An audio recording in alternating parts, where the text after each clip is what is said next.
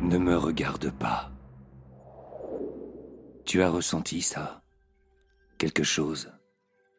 Quelqu'un? Tu ne l'as pas vu? Pas encore. Mais tu sais qu'il est là. Tu le sens.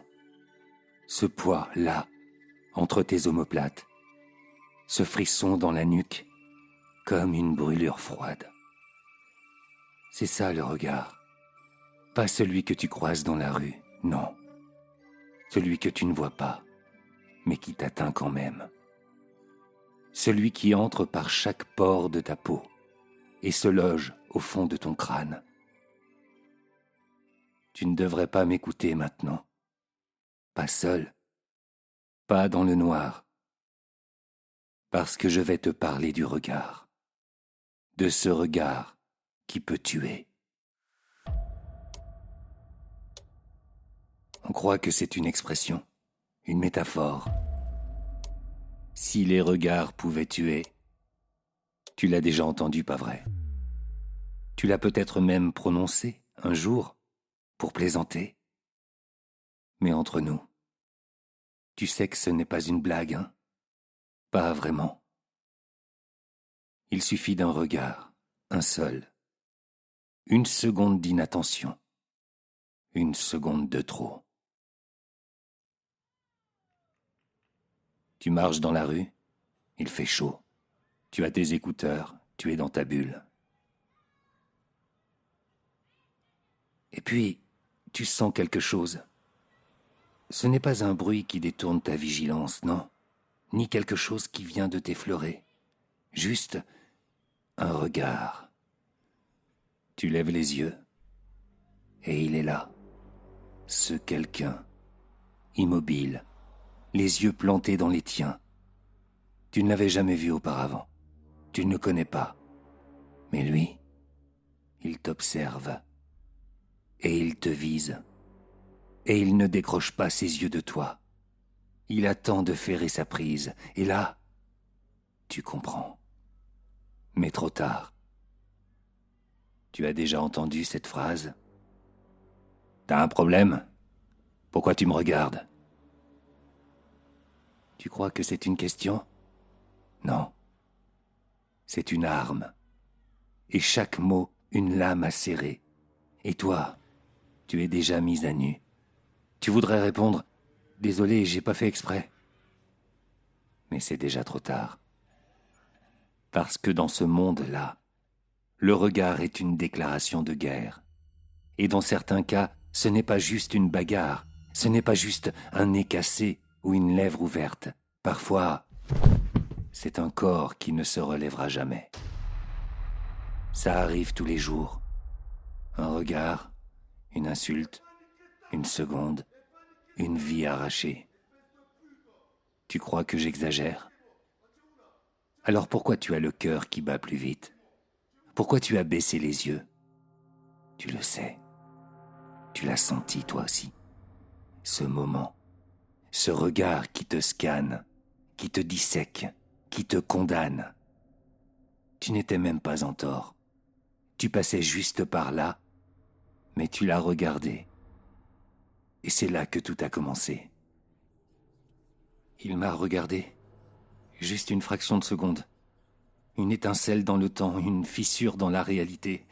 Ce regard, il n'était pas comme les autres. Pas juste un simple regard échangé sans importance, non.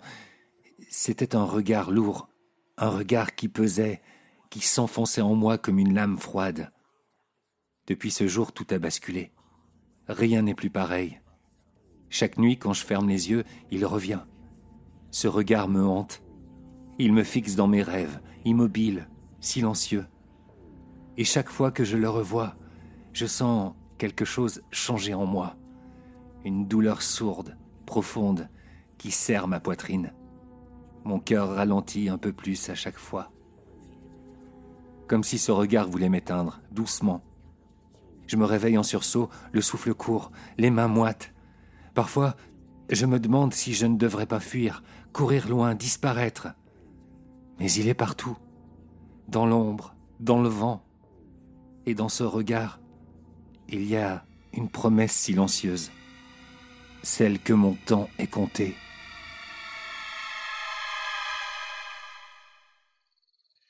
Tu connais la haie Malherbe? Non?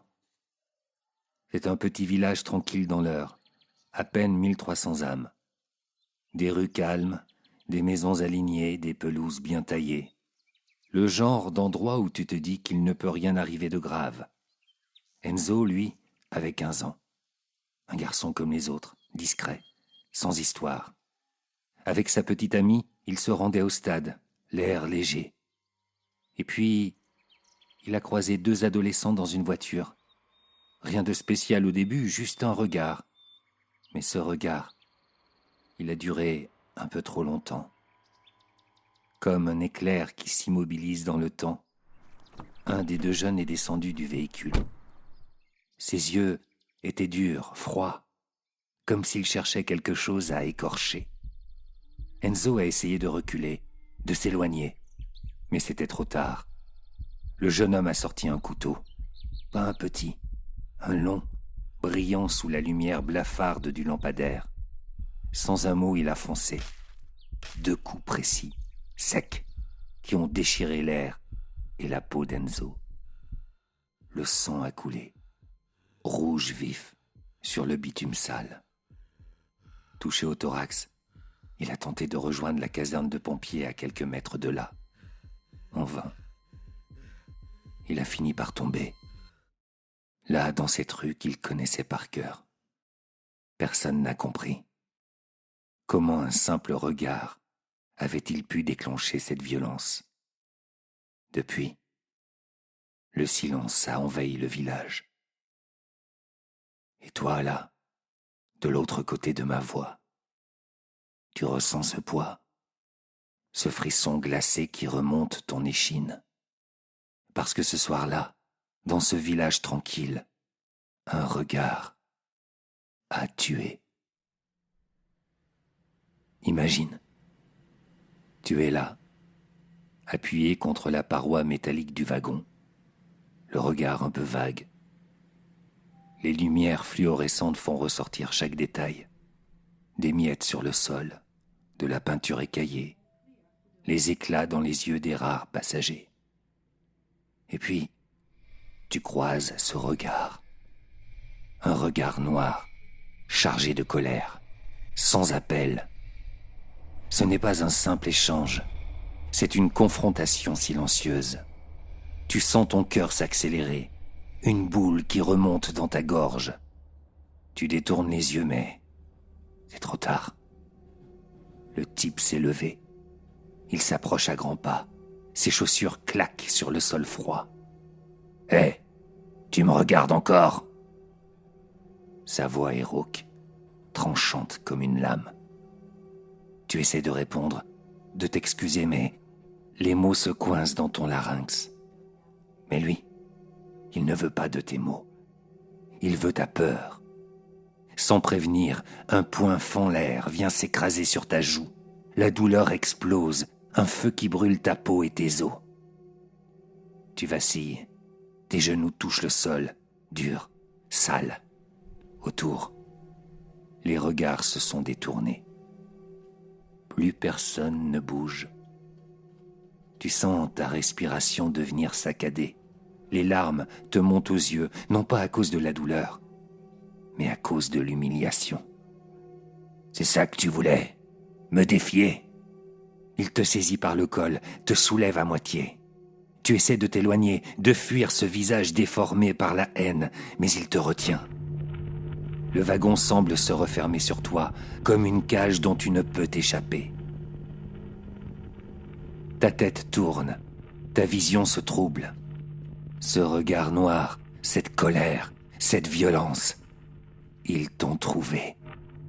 Et tu sais désormais que dans cette ville, un simple regard peut te condamner.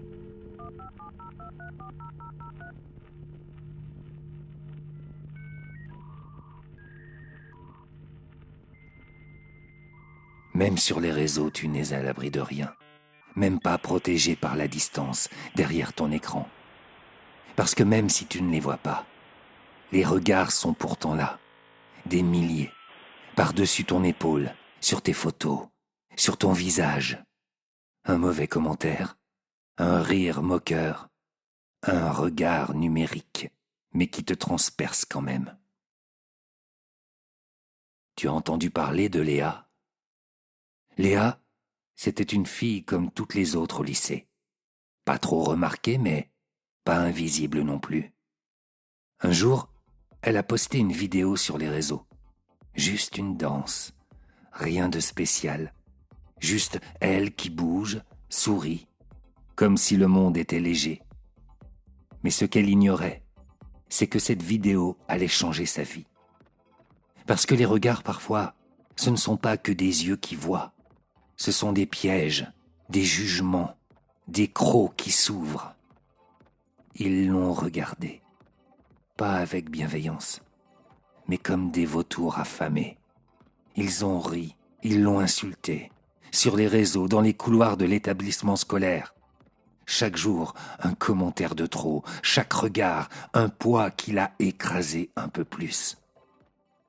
3 semaines plus tard, Léa s'est jetée du toit du lycée. Tu imagines ?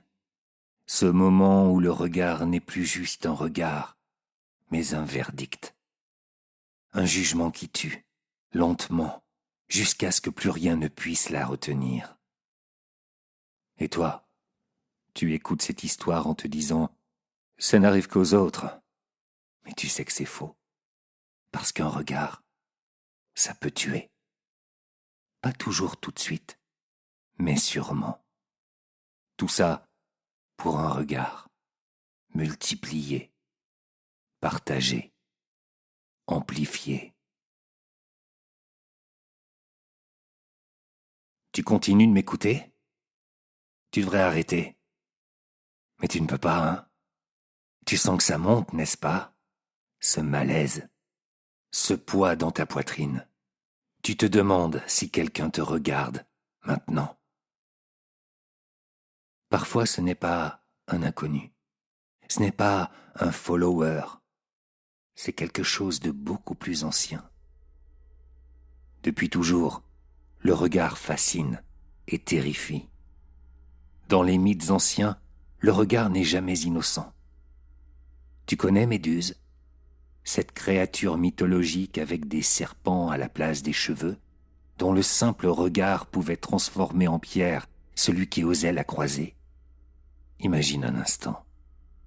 Tu marches, tu la regardes, et en un battement de paupières, tu deviens une statue froide, figée pour l'éternité. Méduse, c'est l'incarnation même du pouvoir destructeur du regard. Et puis, il y a le basilic, ce serpent légendaire dont le regard est encore pire que son venin. Un seul regard, et c'est la mort immédiate. Le basilic, c'est le roi des serpents, le maître des regards mortels. Et ce n'est pas qu'un mythe.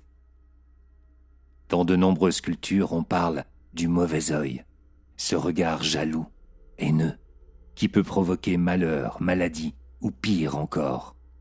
On porte des amulettes, des talismans. On se protège du mauvais œil parce que l'on croit que le regard d'autrui peut vraiment faire du mal. Ces croyances anciennes racontent une vérité profonde. Le regard est un pouvoir capable de guérir ou de détruire. Aujourd'hui encore, même si on oublie les serpents et les légendes, ce pouvoir du regard persiste. Un regard peut couper, blesser, tuer, pas avec de la magie, mais avec de la violence, des mots, des silences. Alors, la prochaine fois que quelqu'un te lance un regard noir, un regard froid, souviens-toi de Méduse, du basilic et du mauvais œil.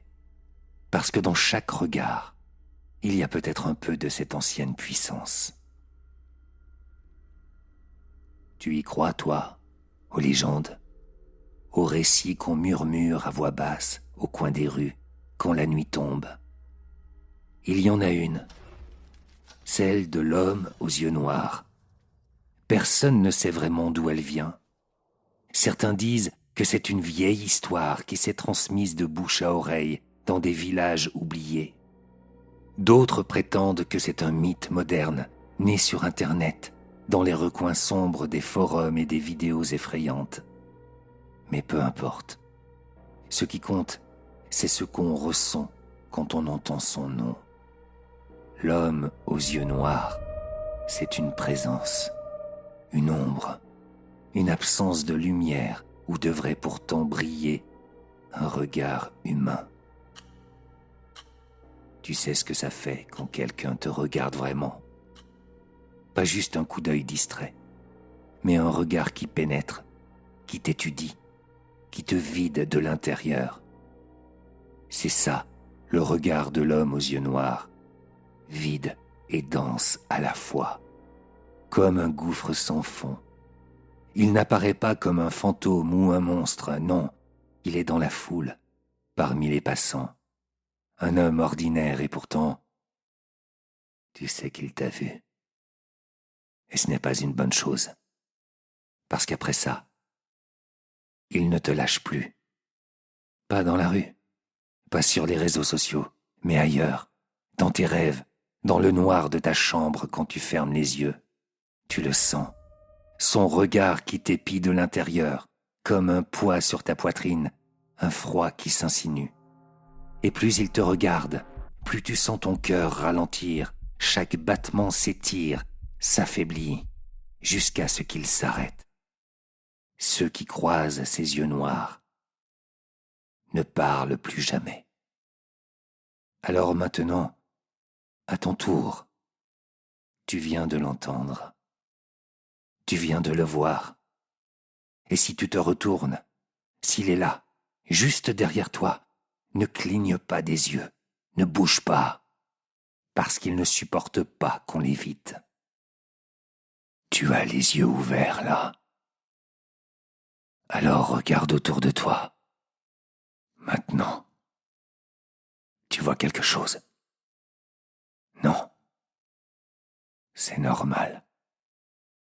Parce qu'il est déjà derrière toi.